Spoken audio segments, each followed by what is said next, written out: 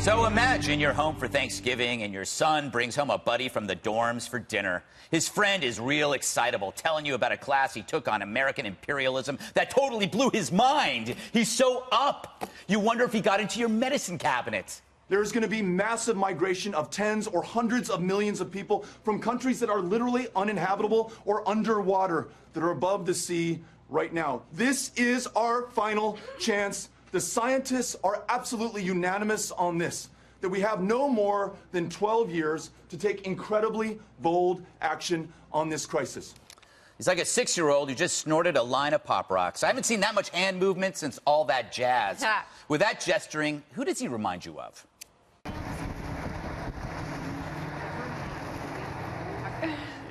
Even the president noticed.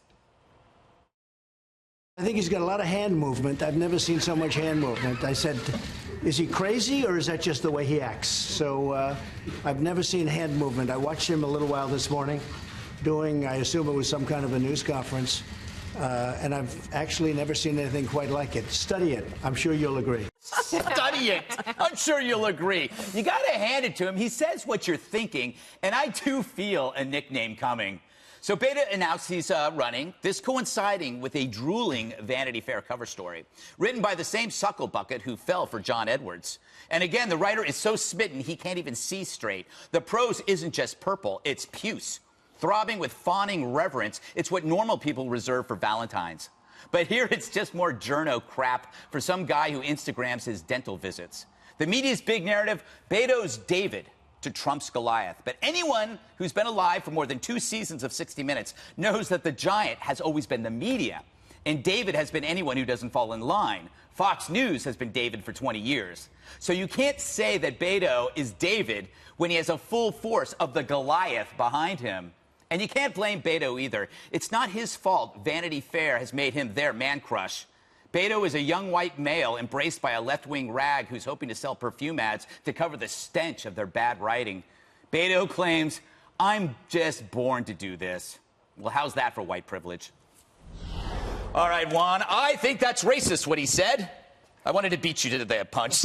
He says he's born to do that. Isn't that because he's a white male? Well, you've got to be upset that he's getting all this attention, right? No, why? I don't know. But tell me why you think that way. Because there are all these other credible candidates out there. I mean, Kamala didn't get this rollout. Oh, I think Kamala gets a lot of attention. Really? Yeah, but I think... Kamala, I should say. But anyway, I think that, in fact, the excitement around him is a lot like Obama's first campaign. Fair enough, yeah. People see him as this kind of exciting, new, hope and change candidate, and at a time when the country's polarized and we want to choke each other, they say, hey, bring this guy on. Now, President Trump talking about hands, why did he do that? I mean, I felt the same way. No, everybody saw it. You had a legitimate point. But Trump, given what people said about his hands, I just think he should have stayed away from the topic. It's going to be all about hands from here on in, Kennedy. Yes, it's interesting because I look at all the candidates, and I look at even the candidates, the Republican candidates from 2016, and with each of them, they inhabit a certain space. And even if you don't agree with them, you understand what the appeal is. And I understand the appeal of Bernie. I've always understood the Bernie appeal. I agree with him on almost nothing. Maybe the surveillance state and possibly criminal justice. Not only do I not understand the appeal of Beto O'Rourke, as an independent voter, I am so willing to hear anyone's pitch on how you can make my life better. I am all for it. He doesn't have any specifics at all. And Liz Warren, even though she's got god-awful ideas, at least she's brave enough to put some policy positions out there so people can pick them apart. He gives us nothing. He just gives us these blanket phrases that are dripping with beta sweetness that deliver nothing. I mean, he's talking about, oh, we're at a crossroads and this is a crisis and I'm born to do this. It's like, to do what? What exactly are you proposing? To talk with his hands. Yes. Well, you know, I was going to jump in real quick and say, but I think, Kennedy, we do have an idea of what he stands for. What he's a does guy, he stand for? He's like, going to like rip walls down with his bare hands? That doesn't make any sense. He's not going to do that. I like the optimism, as I said, but I think he says yes to the climate change deal, go back into and it. Anthony Robbins should be the next president of Okay, he optimism. says let's ban assault weapons.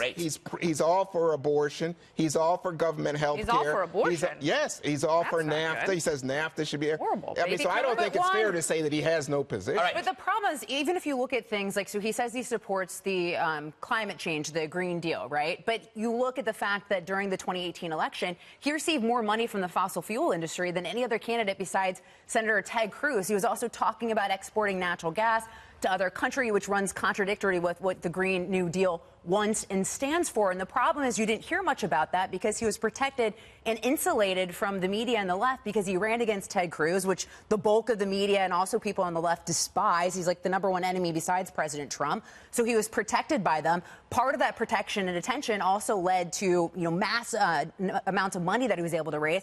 $80-something million more than any other candidate. But he's not going to have that in a crowded primary field because he's not going to be the only person on the left that's the recipient of the media's adoration, as we've seen with people like Kamala Harris as well.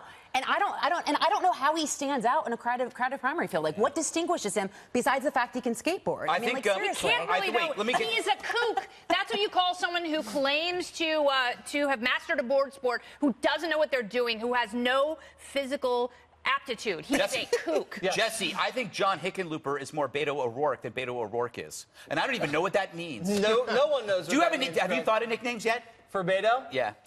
You had a good one the other day, which was kind of inappropriate. Maestro, because he's like a conductor, Maestro Beto? I was thinking about the other one. Okay. I wanted you to repeat and get in trouble for. No, he does look like a frantic sign language interpreter at a press conference warning about an impending blizzard.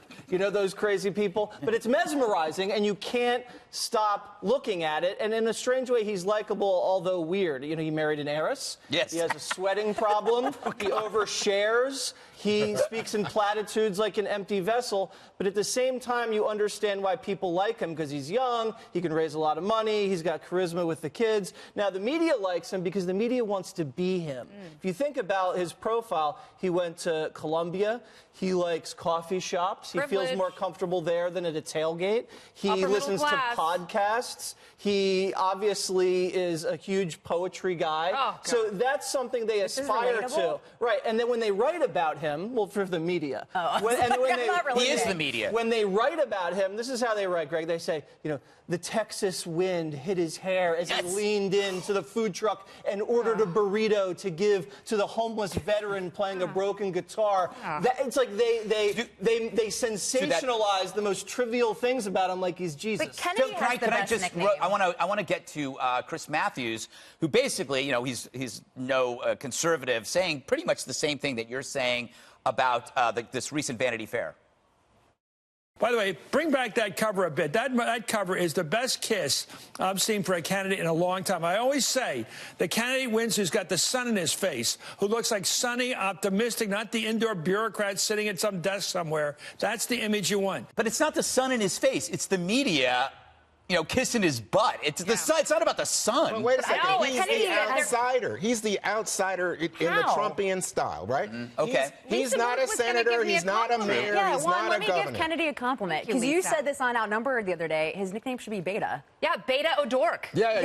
Hey, she said it here on the 5 first. She said it on the 5. I think that's actually because he does come across as weak. Yeah. And if he runs in a general election against President Trump, who projects strength, I don't think that's going to work for him. How come he got so much reaction, Lisa? So much reaction from the president. Because so for much people reaction like you, from Juan, everybody. But the reaction is funny. I mean, you cannot deny the hand movement. By the way, I got to get a hat tip to Red Steez for the inflatable man comparison, because that was like, that's perfect.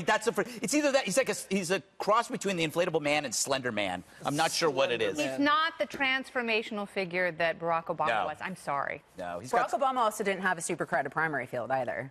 That's true. No, all I had to do was elbow Hillary Barack out of the Obama way. wasn't a favorite. Oh, yeah, he was. Huffington Post got right behind him. It does a big disservice to Barack Obama to compare Beto to him. Yeah, I don't know. I think people also say John F. Kennedy. So you guys should get ready. Ron, you have a big estimation of Beto. All right, we got to move on.